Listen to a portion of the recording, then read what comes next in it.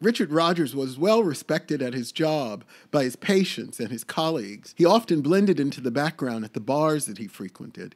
He was also a serial killer. Thanks for joining me for Richard Rogers, The Last Call Killer. Thomas Mulcahy was a father of 4 from Sudbury, Massachusetts. His marriage was marred by his excessive drinking and his infidelity with men. Mulcahy traveled frequently for his job as a computer salesman. On July 7, 1992, Mulcahy booked a room at a Manhattan hotel. The following morning, he and a business associate gave a presentation at the World Trade Center. Afterwards, the two had a 3-hour lunch where they consumed a fair amount of booze. They parted company with Mulcahy staying in the city for another night. Around 10:30 p.m., Mulcahy met Richard Rogers at the Upper East Side Townhouse Bar. When Mulcahy didn't return home the following evening, his wife called the hotel, only to find that Mulcahy's clothes and bags were still in the room. On July 10, 1992, 2 New Jersey Department of Transportation employees performing their daily task of cleaning rest stop areas along the New Jersey Parkway noticed some trash bags around the trash can. One of them felt like a pumpkin was in it.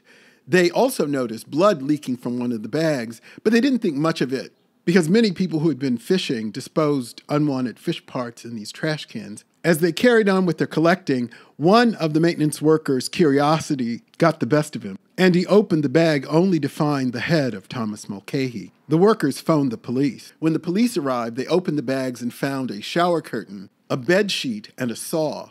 They also found a wallet belonging to Thomas Mulcahy. In the meantime, Garden State Parkway's employees were emptying trash cans at that rest stop when they discovered one of Mulcahy's legs, discarded in a trash bag. They contacted New Jersey State Police. Anthony Marrero was a sex worker who worked primarily out of Manhattan's Port Authority bus terminal. At noon on May 5, 1993, an intoxicated Marrero went to Greenwich Village to meet an unidentified John. He was never seen again. On May 10, 1993, around 7:30 a.m., a driver driving along a dirt road in Manchester Township saw a human arm with a piece of clothesline attached to it. 6 heavy-duty dark plastic trash bags containing a dismembered white male, later identified as Marrero. Marrero's head was found in a small plastic shopping bag with the words "Thank you" printed on it.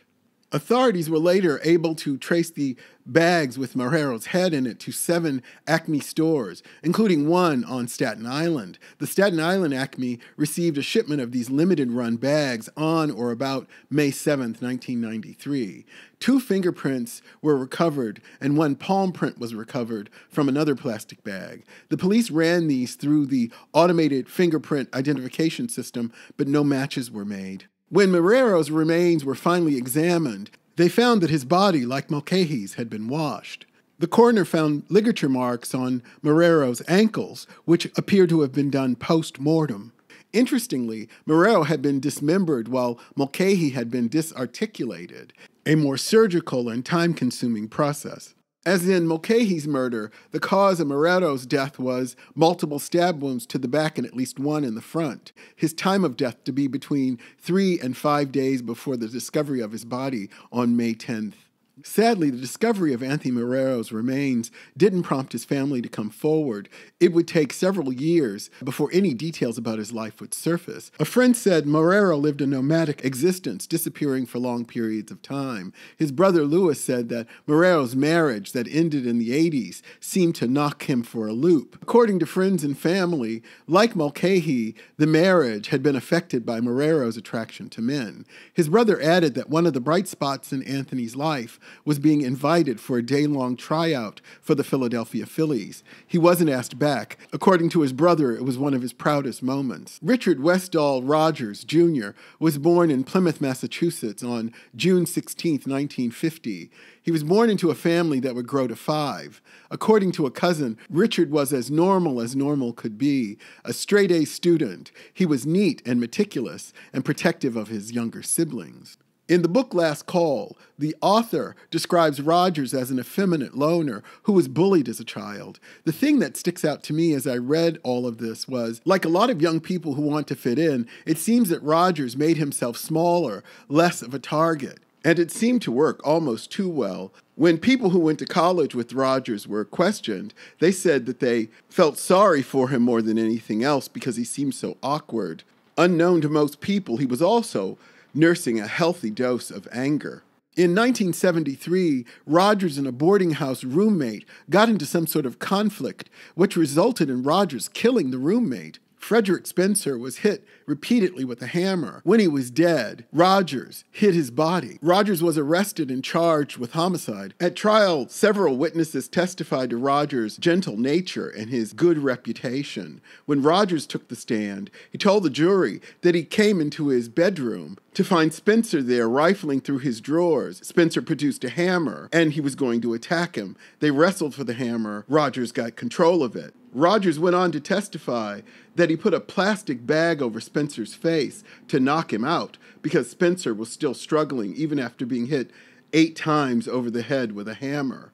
Without a transcript of the jury deliberation, it's hard to know what they were thinking, but they came back finding Richard Rogers not guilty in the hammer murder and suffocation of Fred Spencer. Though found not guilty, Rogers' fingerprints taken on the occasion of that arrest would be his undoing. From the original investigation, the police had some evidence that Mulcahy was seen with Rogers, but they didn't have any physical proof. By 2001, they did, and they decided to pay Richard Rogers a visit. On May 27, 2001, members of the New York City Police Department approached Rogers at his job at Mount Sinai Hospital. He was asked to accompany the police to headquarters, police telling Rogers he had been the victim of credit card fraud.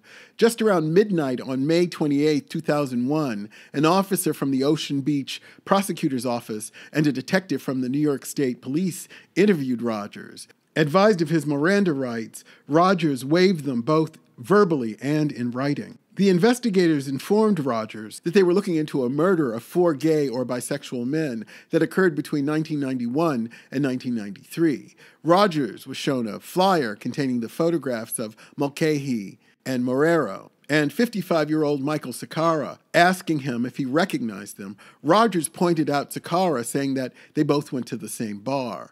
One of the officers later commented on how polite Rogers was. At one point, they had to tell him that he wasn't there to help them, that he was the suspect. To which Rogers replied, "Do you think I need a lawyer?" He would end the session finally by asking for a lawyer. The fingerprints on plastic bags and shopping bags themselves were vital in helping the police solve this case. The advances in DNA meant that the lab could pull prints from the plastic bags in a way that they weren't able to in the 90s. They ran these prints and found 12 sets that belonged to Richard Rogers. One of the things that sparked the reopening of the cold case was Mr. Mulcahy's widow, who prompted the police to reopen the case of her husband's murder. It would take another 2 years before Richard Rogers would be arrested. In the FBI's profile of serial killers, they point out that nearly all serial killers have committed other crimes before they get to murders. Usually they're petty crimes. But in Rogers' case, he had killed in 1973. He was also arrested in August of 1998 when he was accused of drugging, binding, and injuring a Manhattan man who visited his apartment while he was highly intoxicated.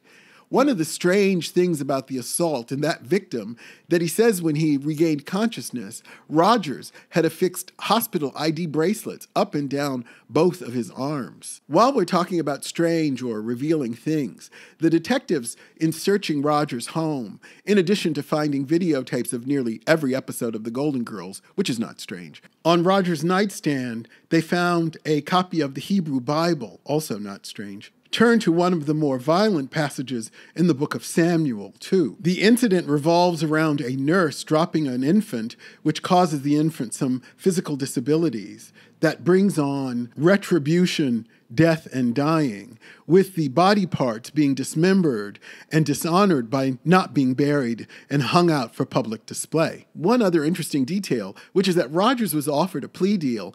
Maybe he turned it down because he had successfully gotten away with a murder in the 1970s and thought maybe he could do it again. At trial, the state was allowed to mention the murders of Anderson and Sakara as part of their prosecution. Rogers' defense was a classic reasonable doubt case, even questioning at one point whether the state of New Jersey had the right to try him at all. After a 2-week trial and a few hours of deliberation, on November 10th, 2005, Richard Rogers was found guilty of both murders. In January 2006, Rogers was sentenced to 2 consecutive life terms in prison plus 10 years for a penalty of hindering apprehension for hiding the body parts.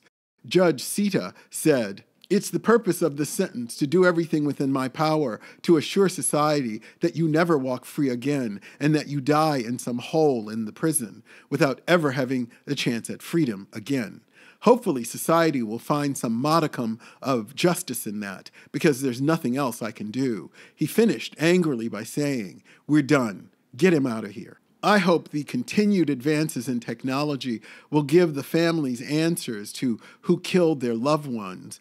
Often in the retelling of the story, Anthony Marrero is treated as female sex workers are, as a minor character compared to the life of Thomas Mulcahy, who was a successful businessman. But it's interesting, the two men have a lot of things in common. Both were born in the 1930s and 1940s, respectively. Both men were married, and from statements and behavior, they both struggled with their identity. They both struggled with addiction, and they both died without reaching their full capacity to know and love themselves for exactly who they were. To learn more about the other possible victims of Richard Rogers, check out the notes in the description. If you haven't already subscribed to the channel, and I know a lot of you haven't, please subscribe and like the video. Thanks for joining me. See you next time.